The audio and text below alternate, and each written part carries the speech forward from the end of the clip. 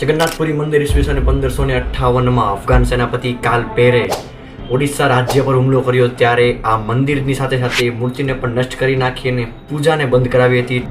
થોડા જ વર્ષો બાદ જ્યારે રામચંદ્ર દેવે ઓડિશાને પોતાનું રાજ્ય બનાવ્યું ત્યારે આ મૂર્તિની ફરીથી સ્થાપના કરવામાં આવી. એવું કહેવાય છે કે દર 12 વર્ષે આ મૂર્તિને ફરીથી સ્થાપના કરવામાં આવે છે અને જે પૂજારી આની સ્થાપના કરે છે તેના આંખો પર પટ્ટી બાંધવામાં આવે છે. મંદિરની નજીકમાં જ સમુદ્ર જોવા મળે છે. સમુદ્રના મોજાનો અવાજ આવે છે, પરંતુ જ્યારે આ મંદિરના સિદ્ધેશ્વર દ્વારમાં પગ મૂકવામાં આવે છે તરત જ બધો જ બહારનો અવાજ બંધ થઈ જાય છે.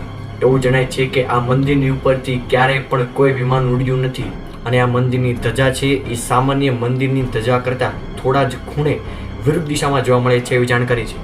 આ મંદિરના ધ્વજને રોજ બદલાવવામાં આવે છે. જો આ ધ્વજ ના બદલાવવામાં આવે તો મંદિર બંધ થઈ જશે તેવી પણ માહિતી મળી છે.